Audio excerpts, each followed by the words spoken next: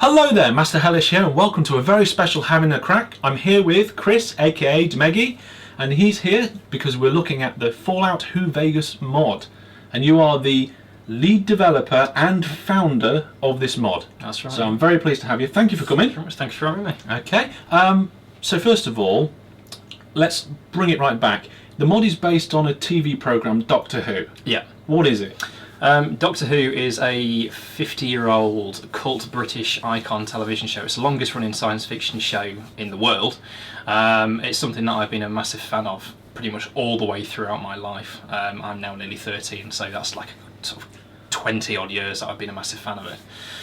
It's about an alien called the Doctor who travels through time and space in a time machine that looks like a London telephone police box. And he just gets into lots of adventures and scrapes with his enemies, travelling companions, etc. I'd be surprised if anybody hadn't really heard of it because it's such a worldwide phenomenon. It is quite well known all over the place. Yeah. And the mod that you've got runs on the game in New Vegas. That's right, yeah, Fallout New Vegas. How long's that been about? Is it quite a common game? Quite a while. It's a sequel to Fallout 3. I mean, there were all potentially sequels from a series of games throughout I suppose throughout the 90s on the PC. The role-playing games. They were essentially first-person shooters with role-playing elements. If you can think of games like Elder Scrolls, so Skyrim, Oblivion, it's all pretty much the same engine. Quite open world as well. Oh, it is. It's completely open world. So it's set in a post-apocalyptic wasteland.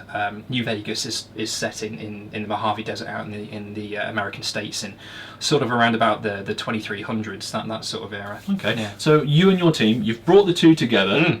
Into a mod. Yep. Tell us a little bit about how that started and what you first put into the game, which was a part of your mod. Okay, certainly. I initially started off doing the mod as a mod called The Last Child of Gallifrey, which was for Fallout 3, New Vegas' predecessor. Right. And I did that completely on my own. I started to learn. I went to university years ago and did games, computing and design, and I've always wanted to get into it. We actually went to the same university, we did. Same lectures. Didn't realise. We met later on in life. Yeah, I know. Yeah, we did. Really bizarre. No, but I've always had a bit of a knack for sort of doing game design. I wanted to get into it. And I played Fallout 3 and I really enjoyed it. Really enjoyed it. And I thought, well, hang on, this could be really good to mod. And I found out there were some really good modding tools out there and lots of capability for it. And you could easily sort of get involved with it and click and sort of mod to your heart's content without having to get too in depth. And that was The Last Child of Gallifrey. It got some really good reviews. It was inspired by a couple of mods that were already on the New Vegas Nexus, which is the modding community. Oh, sorry, the Fallout Nexus, rather. Yeah. And I just sort of progressed from there. And then over the years, New Vegas came out, and I progressed onto that, and I decided, right, I want to do something a bit different with the mod, dress it up a little bit more, make it look a little bit more shiny, do different things. And I took it from there, and that I got in touch with more people who are willing to help, and I've developed quite a strong little team now. I was going to say, you've got a team of people helping you now. That's right, yeah. There's a chap, Spyduck. He's based out in the States. We're a very intercontinental team. He came on board good few years ago, and it was solely my project and his project for the past 2 years more or less. Yeah, we've been working on it together quite closely. He is brilliant at modelling. All the models that you'll see in the game, I say all of them, like 99% of them are down to him. He does some fantastic modelling and animation work, and a lot of credit to the way the model looks definitely has to go to Joe, because he is the guy who sort of made it look shiny. And more recently we've had another chap called TARDIS Blue who came on board, and he's based out in Canada, and he's done a lot of the texture work for it, and he's made some cracking armour and outfits based on the past 50 years of Doctor Who. So there's a bit of everything for someone in there. That's essentially. So the mod does span a lot. Oh yeah. All the history of the programme of the show. Yeah. And then we've got contributors. I don't want to forget mentioning the contributors, because we do have people who come on board and they've helped out, specifically in the past couple of months. They've helped out adding little bits and bobs. I won't fly through everybody's names because there are quite a few of them, but essentially, yeah, we're a nice little community, and we aren't completely kind of like segregated from outside help. If people want to submit ideas and suggestions to us, we'll take them on board, and one of the ethos that I've been trying to get across with our Fallout Who Vegas community is that it is a community modding experience to the extent where we'll help new modders in the forum. So if you come to the forum, which I'm sure Master Hellish will put in the links to this. All links. If you come to the forum, we have a section called the Lab, which is basically a community modding area, and we encourage and we help and we respond to questions, and we generally just try and encourage more people to mod, because modding is a really, really good way of getting either a passion out or getting into the industry. Yeah, they're both brilliant reasons for modding. Yeah, definitely, yeah. So you've put lots of things into the game through the mod. Shall we have a look at the game and we'll see what things are in the game? Yeah, and, we'll check it out. Yeah, cool. Okay, let's have a look. Right, here we are. We are in the TARDIS and in the game. First things first, this looks fantastic, mate. Cool, thank you very much. This, like I was saying in the introduction video, this is all down to the beautiful work of Spiduck. He did, I think, like 99% of the model work for this. No, actually he did all of it, thinking about it. I can't take any credit. I did help him with the initial design of the console, but then he sort of mastered it himself and took over. And this is me. That's yourself. You are actually in the first Doctor's apparel. I believe that in a previous sort of sneaky play you managed to find his clothes through a hypercube, which I'm sure we'll come across later in this demonstration. Yeah, quite possibly. I'm just going to jump out of this mode. Let's see if I can jump out without messing it up too much. Did I do... No, one more. There we go. I think I'm out of that mode. Yeah, here we go. We're in the game now. Cool. So, it's just worth noting that this is the nautical desktop. Right. Doctor Who in the TARDIS. The TARDIS is gigantically infinite, almost infinite spaceship. And the interior can be customised to a different desktop. It's kind of like a gimmicky little nod that was from the Russell T Davies era, where he referred to the changing of the control room as being a desktop, a little bit like a computer. Yeah. And this we had to give this a name. It doesn't technically have a name in the show, but we called it the nautical desktop. All right. Fans of the show will recognise it as the 2010 Matt Smith desktop. It's my favourite from the new series era. I like the Coral console desktop, but I prefer this one. This is my favourite to date. Yeah, this is nice. Yeah, it's good. Cool. Okay, so basically I jumped into the game and I did the first tutorial bitty things that we had to get out of the way so I could have a bit more roam, so we could have a crack and have a good look round. So what's one of the first things that you might want to do? As a Doctor Who fan, you probably want to fly the TARDIS. Yes, let's go have a look at the outside, shall we? Yeah, find out where you are this time, just to sort of... Can I find out without going outside? Or do you can't, unfortunately. Let's have a look then. There's a clue as to why you can't in the introductory quest. I did kind of skip most of that, to be honest. Oh, we're in some sort of like sewery place. I just want to identify for our viewers that's not representative of the quality of the opening quest. No. Master Hellish wanted to fly through it just so that we could film. Yeah, we had to skip that so we could film today. Also, I don't know if we've mentioned already, this is not a full release that we're playing now. This is a special version that Demeggy's brought over for us today, so we're privileged to have this here. Full of bugs, full of bugs, but of course, Demeggy wouldn't deliver a mod if it didn't have a couple of bugs. I think I'm getting radiation poisoning, so I'm going to get. Yeah. This is the TARDIS. Yeah. I'm going to get back inside very quickly. There we go. Brilliant, okay. Let's fly to somewhere where maybe I won't get radiation poisoning? Yeah. I mean, it's worth noting that in the introductory quest you do have to go through a series of tutorials. We've tried to make it a little bit more interesting and interactive. I won't give away sort of how that's delivered to you.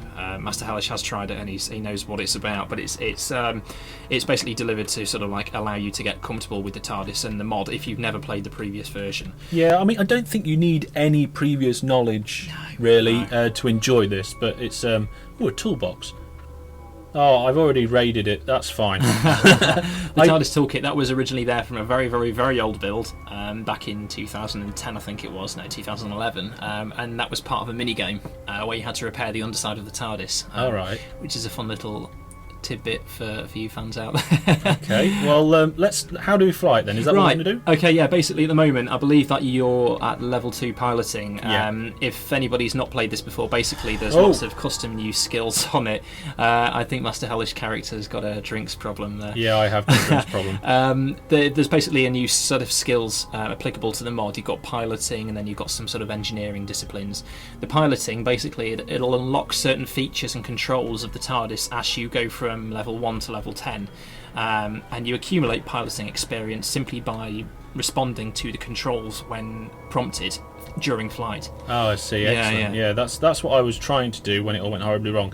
I must just mention, yes, I did accidentally drink a lot of vodka. I was looking for the medical supplies, and I saw vodka, and I clicked it a few times. Yeah, so we might have to work around that. I've got a sneaking suspicion you've raided the ship's galley in that case. Then. Possibly, yeah. Possibly. I did raid quite a lot of stuff. I ran around, but we'll have a look later. Let's fly it. What do we do? Cool. Right, okay. You want to find the zigzag plotter. I'm going to show you randomizer mode, which is the most basic one. That one? Yeah, if you hit that. Now, what we've done is, if you look up at the rest of the console, if you work your way around it, you want to be hitting the helmet regulator. What's that? It's to the left. You'll get more familiar with this as you go along. This bit? Yeah, that's the one, yeah. Right, and then you want to be going for the space-time throttle. Yep. Okay, throttle. Cool. And then you want to go to the lockdown mechanism, which is just to the right of that. It's the small kind of like there we go, just below. Sorry, I'm pointing. Oh, this bit. Yeah, that's the one. Yeah, it. Yeah. Cool. And then you want to go and pull the time racer handbrake to initiate TARDIS flight. Is that it? That's the one. Oh. The process of flight is always the same to start off with. Now, this part is important. Right. Flight is produced to you through something called context-sensitive response.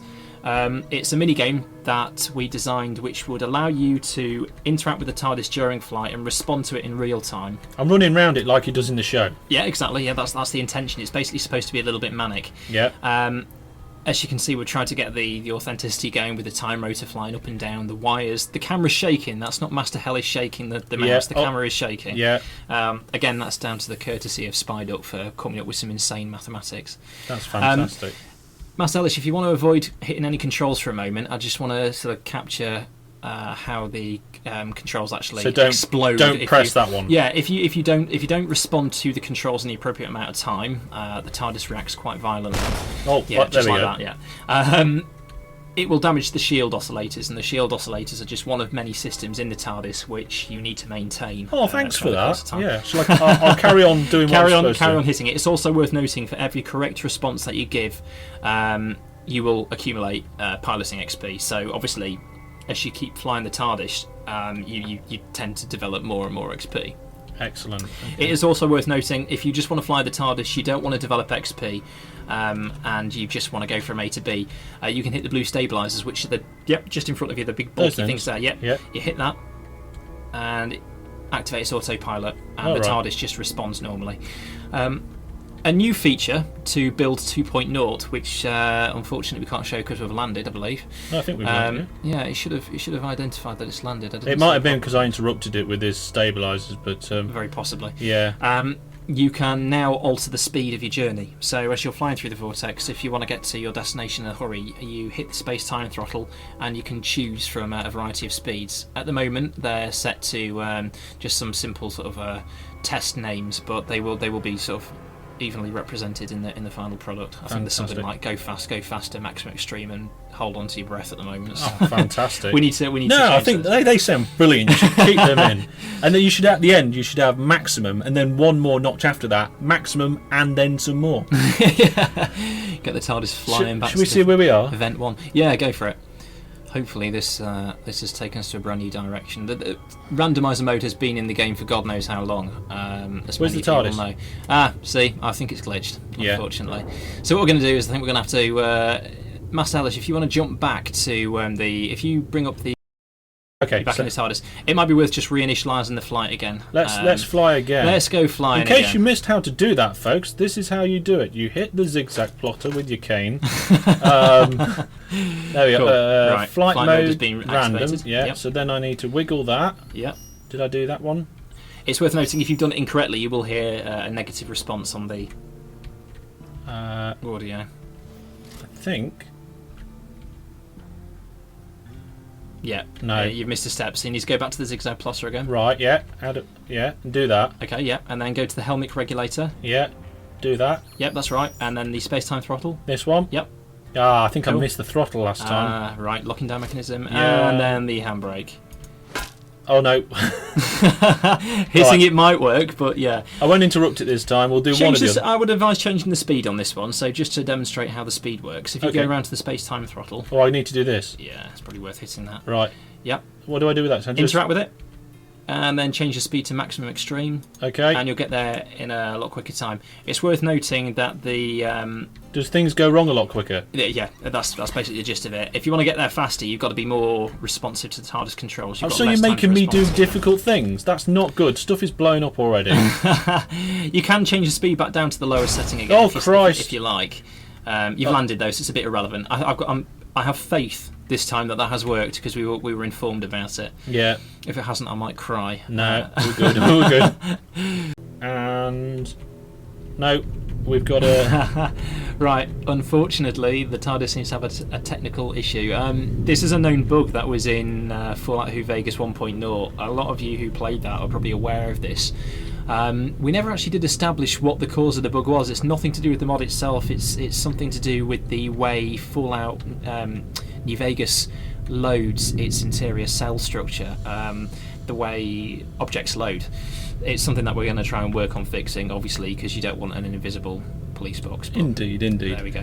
Work in progress. Work in progress. At least we can enter it. This is a tech demo video, don't forget. Yeah. So should we head back in and look at more of the stuff inside first? It's probably worthwhile, because at the moment I think we're in Vault 22, which contains some pretty nasty plant life forms, so you might want to get out of it. Let's go back into the TARDIS. Cool. What we're going to check out? Right, well, since we can't really do much with the TARDIS in terms of fly it about at the moment, it's probably worth looking at some of the revamped systems that we've got in here. Okay. For demonstration purposes, I've granted Gamer Master Hellish a lot of the features that you would have to build up access to through your piloting skills. Yeah, look at all these. These are all items. We'll come to those in a bit. Yep. But with the actual TARDIS itself, in the previous builds, there were some systems which you had to really micromanage. And a lot of the feedback that we received regarding those features was that they really were a bit of a pain to do. I mean, if for example, you didn't take care of the TARDIS and the power capacitor exploded, then you would have to go and craft a new component and get it installed, and it would just break again sort of 5 flights later if you didn't really sort of pay much attention. So we took that feedback and we refined it into 4 primary systems. Now, if you just highlight the 4th readout dial along. This one? Yeah, that's the one, please. Okay, so we can see that we have 4 new primary systems. They act in pretty much the same manner as the components, except there isn't a component part to manage. So these will take damage, and if they do damage, then the negative effects aren't too bad. So, for example, if architectural configuration hits 0, you simply can't enter the interior of the TARDIS. You can only get to the control room. All right, okay, yeah. If life support hits 0, pretty similar to the last build, you won't be able to breathe in the TARDIS. It will look noticeably colder. It will seem quite sterile and just bleak, but you will need breathing apparatus to exist within the TARDIS at that point. Oh, fantastic. That's brilliant. Yeah. Navigations. If navigations hit 0%, you won't be able to fly, you won't be able to do anything with the system in terms of fly, go to different planets, etc. And communications, that's a little bit more different, because the only thing that'll affect in this particular build is the ability to detect planets, spaceships and anomalies when you're flying through the universe. So when you say this particular build, we've got one more major build to come out right. after this one's out, haven't we? Yeah. So that you've got some stuff that's still to come, but yes. This is the main one. This is the build that we're working on at the moment. That's right, yeah. The next build, it is very, very important to stress, and I will be stressing this a lot on the blog and on the forums and on the final documentation. And links to all of them in the description below. Right, yeah. The content for the next build will be packaged with Fallout 2.0. Now, if you want to appreciate the final build, do not go picking through the ESP. Don't go picking through the file work, because you will find story content, you will find item content that will ruin the next build for you. Yeah. It may also bug it for you. So if you start mucking around with stuff that's in there, you're gonna fall down. Right. Okay. And the only reason I'm disclaiming that is because we had a lot of that with the previous build, and I was getting a lot of colourful emails saying, "Oh, I found this content and it's broken my game. What do you think you're doing, etc." And I'm paraphrasing there, of course. But, yeah. Okay, well, let's have a look at a bit more of actually what's in here now. Okay, cool. Beer's worn off again. Yeah, more alcohol-induced trauma. We'll ignore that for now, I think. Okay. So do we go deeper into the TARDIS? We can do, yeah. So if you go and have a look in the TARDIS, then I shall show you some of the updated features. Let's go deeper into the TARDIS. So, hopefully, here we go. Right, so the layout of the TARDIS has changed. Oh god, yeah. From the previous build. If you had played Fallout Who Vegas 1.0 and its patches, the interior was a little bit more different. The same principles apply. You can configure rooms using the architectural configuration system. So you need to get the builders in. There's a hole in the floor. That would be an anti-gravity lift. Cool. You can travel to different levels depending on where you are based in the TARDIS. So you simply jump into it or you fall into it and you just travel to the next relevant level. That's cool. Yeah, it needs a little bit more sort of refinement to give a bit more of a tasty effect, as it were. But I mean, here we can see this is one of the rooms that's been configured. Veteran players will recognise it. It's the workshop. It's no different to the previous build, people. It's exactly the same. Nothing has changed. Well, the first thing I did when I came in here, I wandered round. I wondered what was going on because I skipped most of the tutorial, and eventually I found out that these had loads of items in, so I immediately went through all of them and nicked them. Yeah, there are a lot of scrap and spare parts in there, so we try to give you a little bit of a helping hand when you start off on the mod, essentially, so that you know where you're going. Okay, so we can construct stuff here. The crafting process in the workshop is pretty simple. You basically need raw materials, and it comes out here. And it comes out there, yeah. Which I didn't realise at the beginning. It took me forever. It does explain that in the tutorial. Yeah. You take those raw materials. You can fix them into circuits. Components. Yep, circuitry, specific components. Let's have 6. Yeah, cool, great. And then essentially you've got a TARDIS workbench which you can build new items on. Repair kit. That's I think that's the first TARDIS, thing. Yeah, the TARDIS repair kit is new. That's the first thing that you can build. Now, rather than having to replace specific components for repairing the TARDIS with the primary systems, you can now replace them with the TARDIS repair kit. And it's a cute little doctor's bag which basically allows you to repair the systems, essentially. So yeah, just basically wander about, try not to get too lost. Spydux devised some brilliant code which should effectively make the TARDIS feel extra wibbly wobbly. It is weird. It just a cube. Yeah, collectibles. Okay, right. This is something new to Fallout New Vegas. In The Last Child of Gallifrey, you went around the TARDIS collecting metabelian crystals, and in Fallout New Vegas, we've replaced that with the Time Lord hypercubes, which, for people who might not know what they are, they're basically sort of telekinetically assembled cubes that contain Time Lord thoughts. It's like Time Lord voicemail, basically. The purpose of that in-game, I don't know whether it's a spoiler or not, I might as well sort of explain it to you. The purpose of the Hypercube is to grant you special items, and those special items would be the Doctor's costumes. That's where I got the costume from. We do have all 11 Doctor's costumes, and I say 11 because Capaldi isn't in there yet. We do have the War Doctor's costume, and a couple of extra special features, I suppose, plus blimey loads of companion costumes from over the past 50 years of Doctor Who. We've got Ace, Jamie McCrimmon, Perry Brown, Sarah Jane Smith, loads of them. They've been brilliantly done by TARDIS Blue. Unfortunately, here is yet another tiny glitch. We knew about this one. We did know about this one. We knew about this one. This is down to spoilers. A coding error, as it were.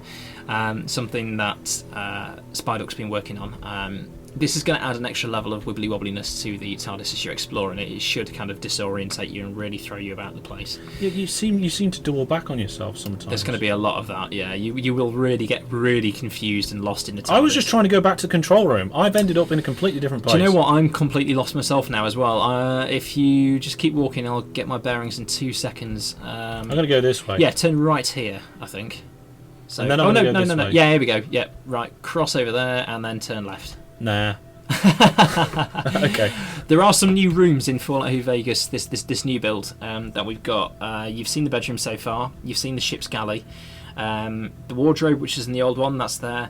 I want to, if you wouldn't mind, demonstrate the swimming pool and the garden specifically, because the TARDIS being a very magnificent spaceship with unlimited capabilities, it's got its own ecosystem and environment, and it allows you to explore exterior environments inside. So we have gardens and a swimming pool. Well, that's actually the end of part 1 anyway. So we'll join you guys in part 2.